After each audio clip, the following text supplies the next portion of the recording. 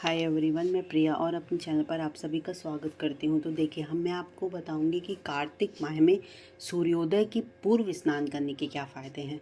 देखिए, सूर्योदय के बाद भी आप स्नान कर सकते हैं, लेकिन अगर आप सूर्योदय के पूर्व स्नान करेंगे तो उसके कई फ़ायदे हैं। जैसे देखिए, कार्तिक मास को शास्त्रों में बहुत ही पुण्य मास बताया गया, पुण्य जिसको बोलते हैं।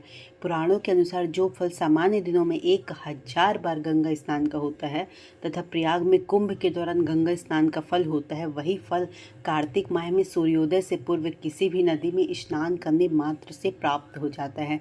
शास्त्रों के अनुसार कार्तिक मास की स्नान की शुरुआत शरद पूर्णिमा से ही हो जाती है और इसका समापन कार्तिक पूर्णिमा को होता है।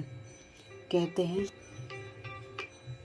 पद्म पुराण के अनुसार जो व्यक्ति पूरे कार्तिक माह में सूर्योदय से पूर्व उठकर नदी व तालाब में स्नान करता है, वो भगवान विष्णु की पूजा करता है तो भगवान विष्णु की उस पर असीम कृपा होती है।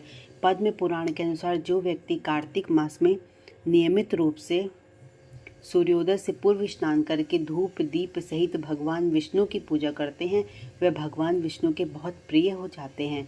पद्म पुराण की कथा के अनुसार कार्तिक स्नान और पूजा के पुण्य से भी सत्यभामा को भगवान श्री कृष्ण की पत्नी होने का सौभाग्य प्राप्त हुआ। कथा है कि एक बार कार्तिक मास की महिमा जानने के लिए कुमार कार्तिकेय ने भगवान शिव से पूछा कि कार्तिक मास को सबसे पुण्यदायी मास क्यों कहा जाता है। तब भगवान शिव ने कहा कि नदियों में जैसे गंगा श्रेष्ठ है, भगवानों में विष्णु, उसी प्रकार मासों में कार्तिक मास सबसे श्रेष्ठ माना जाता है। इस महीने में भगवान विष्णु जल के अंदर निवास करते हैं और इसलिए इस महीने में नदियों व तालाब में स्नान करने से भगवान विष्णु की पूजा और साक्षात्कार का पुण्य प्राप्त होता है। भगवान विष्णु ने जब श्री कृष्ण के रूप में अवतार लिया था, तब रुक्मणी और सत्यभामा उनकी पटरानी थी। सत्यभामा पूर्व जन्म में एक ब्राह्मण की पुत्री थी और युवा अवस्था में एक दिन इनके पति और पिता को एक राक्षस ने मार दिया था। कुछ दिनों तक ब्राह्मण की पुत्री रोती रही। इसके बाद उसने स्वयं को विष्णु भगवान की भक्ति में समर्पित कर वह सभी एकादशी का व्रत रखती और कार्तिक मास में नियम पूर्वक सूर्योदय के पूर्व स्नान करके भगवान विष्णु और तुलसी की पूजा करती थी।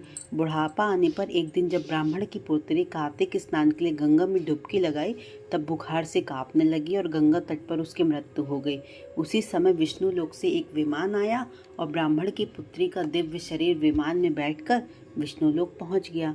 जब भगवान विष्णु ने कृष्ण अवतार लिया, तब ब्राह्मण की पुत्री ने सत्यभामा के रूप में जन्म लिया था। कार्तिक मास में दीपदान करने के कारण सत्यभामा को सुख और संपत्ति प्राप्ति हुई। नियमित तुलसी में जल अर्पित करने के कारण सुंदर वाटिका का सुख मिला। शास्त्रों के अनुसार कार्तिक मास में किए गए दान पुण्य से फल व्यक्ति को अगले जन्म में अवश्य ही प्राप्त होता है। आई होप आपको वीडियो पसंद आई होगी। पसंद आई हो तो ज़्यादा से ज़्यादा लोगों तक शेयर करें और मेरे चैनल को सब्सक्राइब भी करते चलें। चलिए, मैं मिलती हूँ कल एक नए नेक्स्ट वीडियो के साथ। तब तक के लिए बाय बाय।